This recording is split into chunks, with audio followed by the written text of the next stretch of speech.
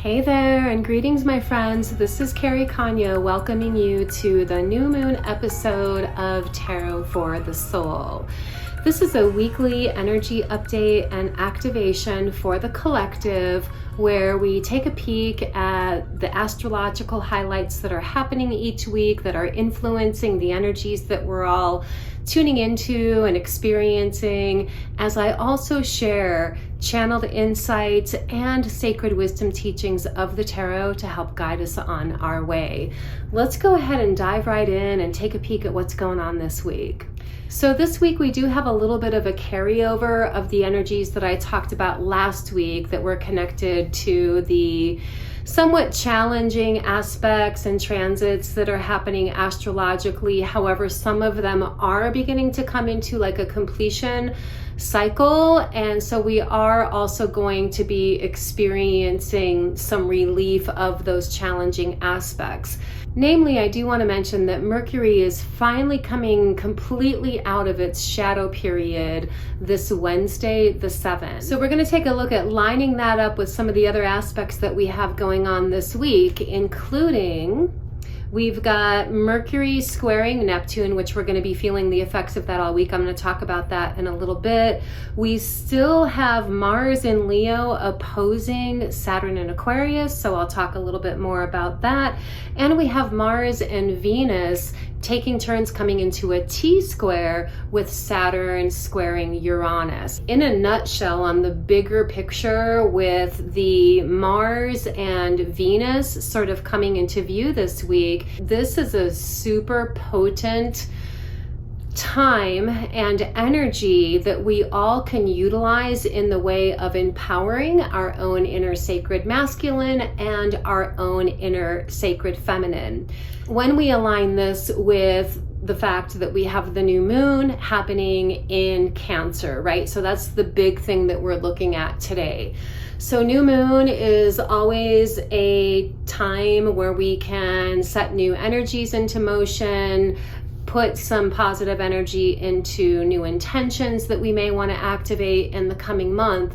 When the new moon is in Cancer, which is a water sign and is very connected to the moon energies, it can make us feel more in tune with our intuition. It can make us feel more emotionally inspired. It can inspire us to feel a little bit more connected to putting energy into the private sector of our life, home, family, things of that nature.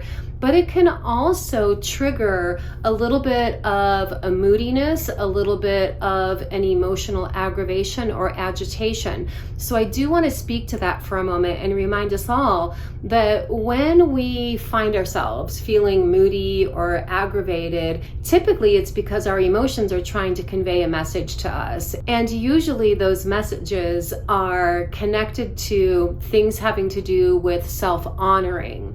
Honoring what we truly need, honoring what we truly feel, not putting ourselves last, not making ourselves martyrs, really sort of advocating for ourselves and really showing up to honor our own self-love and our self-worth. I would say that that's a really big theme that's happening this week, but I want to get a little bit more into some of these astrology aspects, and then we're going to dive into the cards. So this Mercury retrograde that's finally coming out of its shadow period is going to have the effect of sort of self-correcting. For each of us individually, look over the past month or so and notice where you've had a feeling of setbacks, glitches, things going sort of haywire, so to speak. Those things are going to be self-correcting now. So that's one good thing that we have to look forward to. I really want to talk about this Mercury squaring Neptune, because Mercury is in the sign of Gemini, which is its home sign, which is a lot about mind, clarity of awareness, thinking. It can also be playfulness, curiosity, studying, learning, things of that nature, where the Neptune in Pisces is sort of the opposite end of the spectrum. It's about our daydreams. It's about our sense of connection spiritually with ourselves, with the universe, with our sense of meaning and purpose. I look at squares in astrology as being like little checkpoints, right? It's where two energies are coming together, and it's like, okay, we need to somehow rectify this joining forces in order for us to move forward. So Mercury in Gemini is the mind, the mental level of what we're thinking, what we're intending. And the Neptune in Pisces is connected to how our soul and how our spirit is inspiring us. So the checkpoint that we find ourselves at this week is really sort of rectifying, harmonizing, finding a way to have coherence, cohesion between the mind and the spirit, right? And so the best approach for all of this week feels like it's going to be really tuning into your spirit. How is my spirit guiding me? What am I feeling compelled towards, especially with the new moon? What feels like it's rising to the surface of my awareness for me to empower, activate, and energize?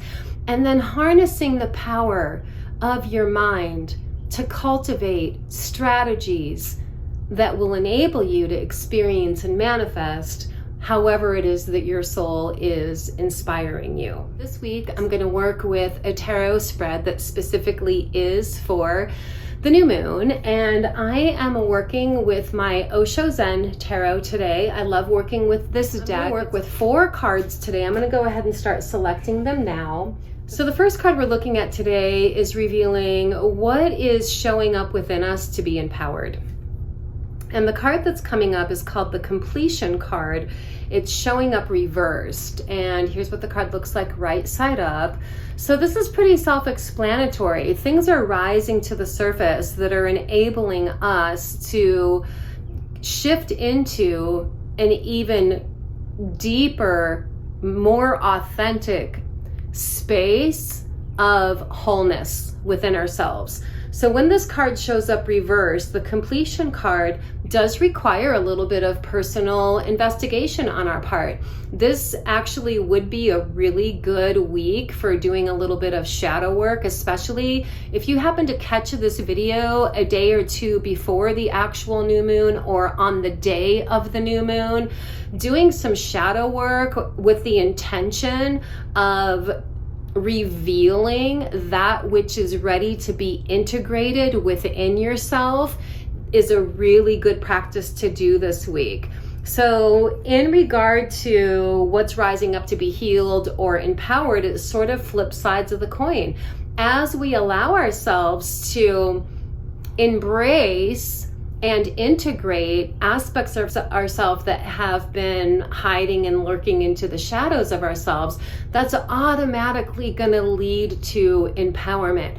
I've talked about this before in some of my videos that talk about shadow work, where many times aspects of ourselves that are connected to our truest soul gifts, talents, and abilities can end up hanging out in our shadow side. And we need to retrieve them. And that's one of the main significances of doing soul retrieval. We're retrieving aspects of ourselves that have either been fragmented off in other time-space realities due to past traumas, which could include aspects of ourselves that we ourselves have rejected, denied, and disowned. So the Completion energy showing up reversed is saying, go within, reach in. What's rising up within you personally to be embraced, to be loved, to be held, integrated, and to be celebrated. And in doing that, you yourself will find that you rise into a new octave of vibrational alignment and empowerment. The next card that we're going to look at is talking about the best ways to work with the energies that are coming up. And it's the Success card, which is assigned to the number 6. So 6 is the number of love, balance, harmony. It is very aligned with this new moon in Cancer that we have coming up. So as this is showing up in the position that says, what's the best way for us to work with the energy? We have to remain in an open, optimistic state of being, right? We have to let the glass be half full. We have to make it a yes until it's a distinct, definite no. This is a time to be open, optimistic, and holding the space of personal success for yourself. So this is a really good week to practice mindfulness around what your vibrational state of being is. The next card that we're going to look at is talking about the challenges that are showing up. The challenges are sort of connected to what I just said. It's a really positive energy. It's the abundance card. And so the challenge may be in holding that space that I just talked about.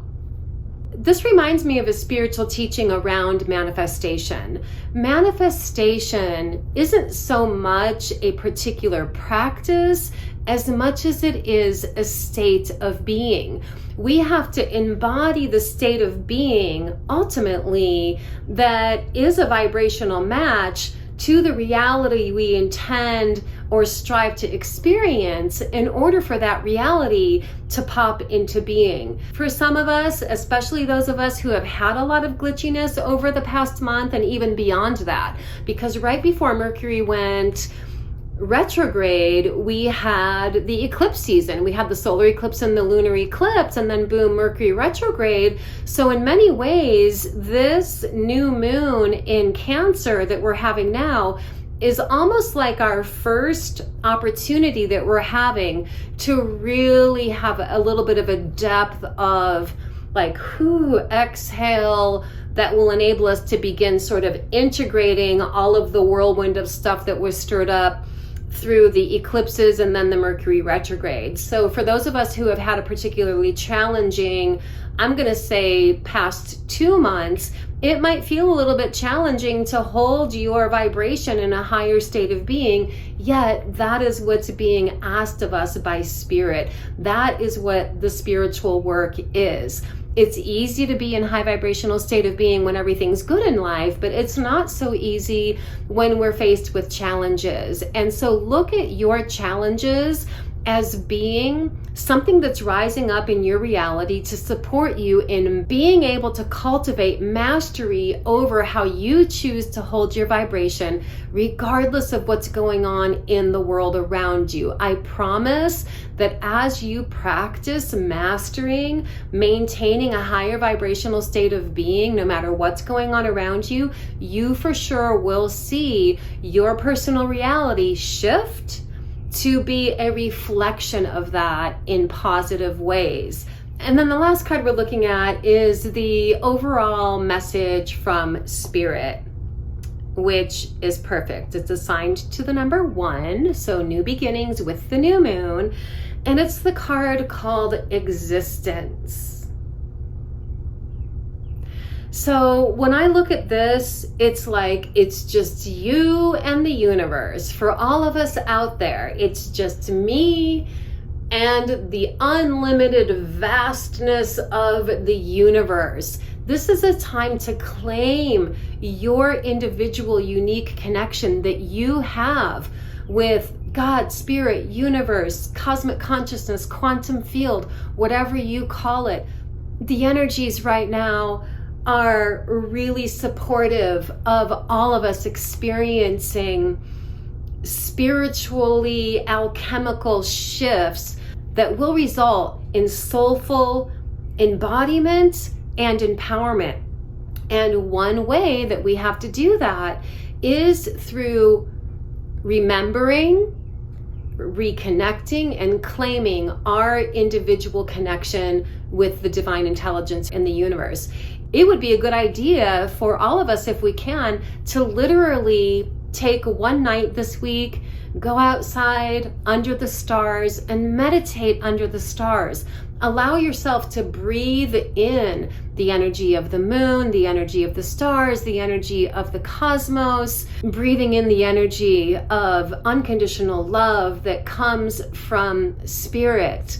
and remembering the vastness of life rather than getting sucked into the little details of our everyday reality. Let's tap back into the big picture of what we're all holding space for, right? So again, we're all on this sort of ever unfolding journey of spiritual awakening, and we're all in different stages of that journey, but we are all on that journey. This card showing up, the existence card, is giving us a clear, distinct message about awarenesses we can embody and practices that we can do to reclaim that bigger picture connection with the universe and that bigger picture sense of why we incarnated. Why did I incarnate individually? Why am I here? What is my individual sense of calling? So as you can see, this is an amazingly